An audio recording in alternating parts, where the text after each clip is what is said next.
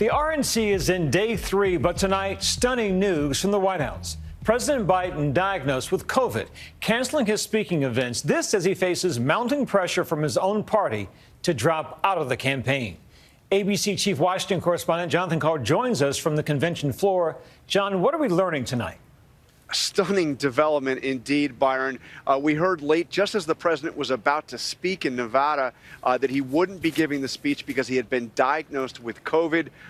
The report we were given from the White House is that the symptoms were mild. And we saw as he got on to Air Force One to head back home to Delaware, we saw the president moving very slowly, clearly feeling the impact of COVID. And then we saw him arrive back on the East Coast, and the same thing, seeing him walk down the stairs, very slowly and needing even some help, it seemed, from the Secret Service to get into the car. We're told that he's doing fine, that the symptoms are mild. As we mentioned at the top of the show, there are powerful voices in the Democratic Party who are now speaking out loud that this president, their president, should step aside. Talk to me about that. This movement has been around for a while, for the last couple of weeks, really since that debate with Donald Trump. But the voices are getting louder. We heard from Adam Schiff, who is perhaps the most high-profile Democrat to come out publicly to say that Joe Biden should get out of the race, that if he stays in, he will lose, and he will cause Democrats to suffer losses down the ballot. Byron, perhaps most significantly, is the Democratic leadership is privately saying the exact same thing to Joe Biden. Chuck Schumer had a meeting Saturday, actually just hours before the assassination attempt on President Trump in Pennsylvania, had a private meeting in Rehoboth, Delaware, with President Biden, and I am told very directly made the case that Biden should get out of the race, that if he stays in, it's going to hurt Democrats up and down the ballot, a view that has also been expressed, I am told, privately by Hakeem Jeffries and from Nancy Pelosi. John, it feels like the world is moving beneath this, from what happened in Pennsylvania over the weekend to what's going on in Milwaukee to this news about the president. John Carl, thank you so very much. Thank you.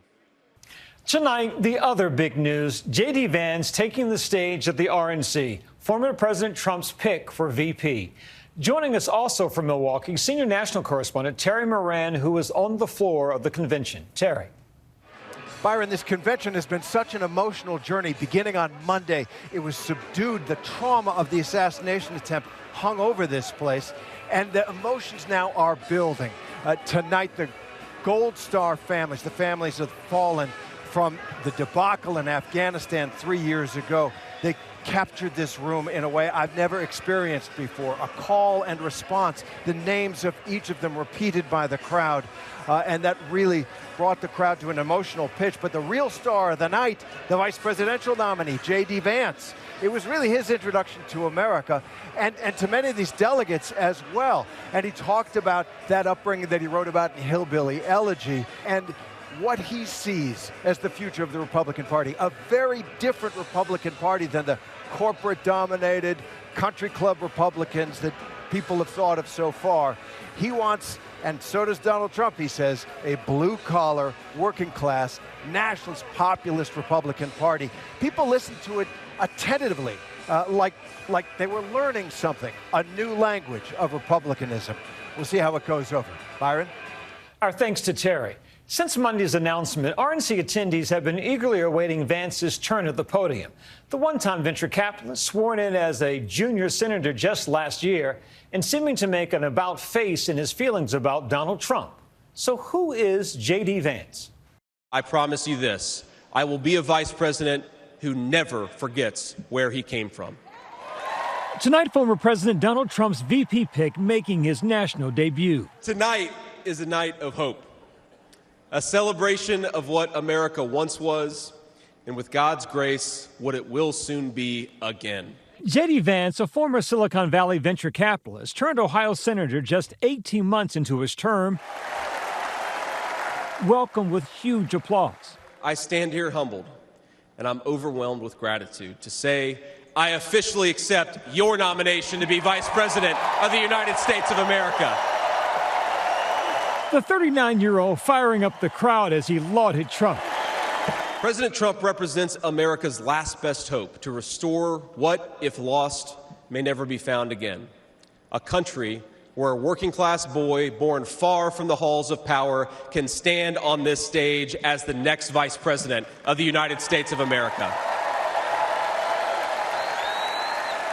Vance also taking jabs at Biden. Jobs were sent overseas and our children were sent to war.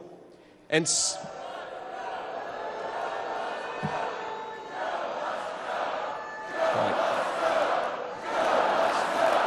A staunch conservative, Vance's position on key Republican Party issues like immigration and abortion mirror the former president. from Iraq to Afghanistan, from the financial crisis to the Great Recession, from open borders to stagnating wages, the people who govern this country have failed and failed again.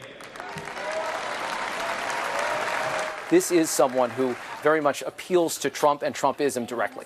Please welcome Usha Vance. By his side, wife Usha Vance, who he met while they were both studying at Yale Law School, introducing him tonight. The JD I knew then is the same JD you see today, except for that beard. A corporate lawyer, Usha began her career clerking for Chief Justice John Roberts. Usha is Indian American. The Indian American vote has become increasingly important. Maybe about a third of Indian American voters are traditional Republicans. Maybe this opens the door a little bit. And Usha Vance isn't quite used to the kind of spotlight she's gotten, but she could definitely be an intriguing campaign weapon. Once a registered Democrat, Usha changed parties when her husband ran for Senate, voting in the 2022 Republican primaries. When JD met me, he approached our differences with curiosity and enthusiasm. He wanted to know everything about me, where I came from, what my life had been like. Although he's a meat and potatoes kind of guy, he adapted to my vegetarian diet and learned to cook food from my mother, Indian food. Her husband's fledgling political career on a fast track. Not being a senator very long is helpful as a candidate. Ask Barack Obama, who won his election in 2004 and then turned around and ran for president less than 4 years later. There is definitely a good thing about not having a long voting record, not having to take a lot of tough votes, not having a lot of firm positions. But Vance's path to becoming a Republican Party megastar has been less than traditional. The Marine Corps veteran became a household name after publishing his memoir, Hillbilly Elegy, about his Appalachian grandparents who raised him.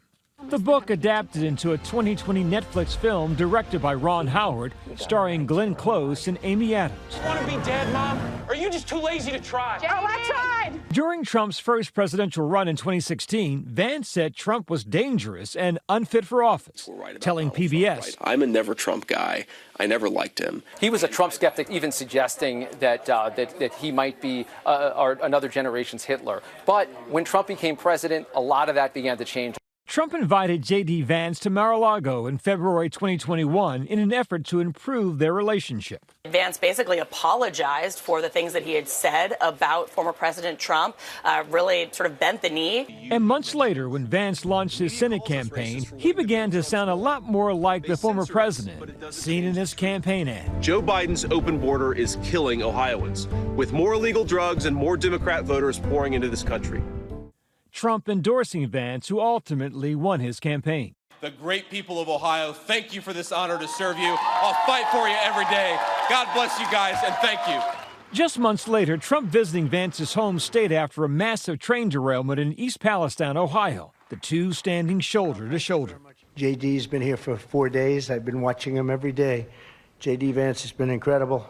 Well, first, President Trump, thanks so much for coming and shining a light on this community. By the time he reemerged as a candidate, the transformation was complete. Vance disavowing his past comments on Trump to my colleague, DeMarco Morgan. You've been very critical of the former president in the past. At one point, you described him as being an idiot and a moral disaster. What's changed?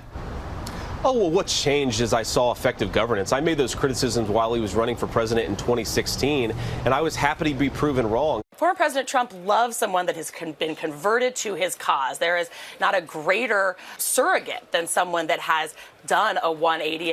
In the Senate, J.D. Vance has been one of the leading skeptics of the current U.S. policy of supporting Ukraine financially and militarily. On abortion rights, he has come out against the access to abortion, even favoring a nationwide ban, which goes significantly farther than anything that Donald Trump currently supports. He's been against expanded LGBTQ rights, been one of the strongest conservatives on issues like immigration, trying to talk about it in a very Trumpian way. Earlier this year, Vance appearing to side with the former president over his dispute of the certification of the 2020 presidential election. You didn't answer the question I asked. Would you have certified the election results had you been vice president? If I had been vice president, I would have told the states like Pennsylvania, Georgia, and so many others that we needed to have multiple slates of electors, and I think the U.S. Congress should have fought over it from there. That is the legitimate way to deal with an election that a lot of folks, including me, think had a lot of problems in 2020. I think that's what we should have done. He has been challenged directly on this issue. He says his answer, instead of rejecting those challenges, would be to put up these alternate slates of electors and let Congress figure it out. So while he has said it is a hypothetical situation, he's been pretty clear on that point, and he thinks Mike Pence made the wrong decision by certifying that election and rejecting those last-minute challenges. Now J.D. Vance's work begins, hitting the trail and working for a Republican win in November. And we will, in short, make America great again. Where it goes from there might depend on this election, but J.D. Vance, being only 39 years old, is well positioned to be the face of the future for the party for a long time. Donald Trump has remade the image of the Republican Party in a way that very well could be enduring. We'll have continuing coverage of the Republican National Convention, including remarks by Republican presidential candidate Donald Trump tomorrow night here on Nightline.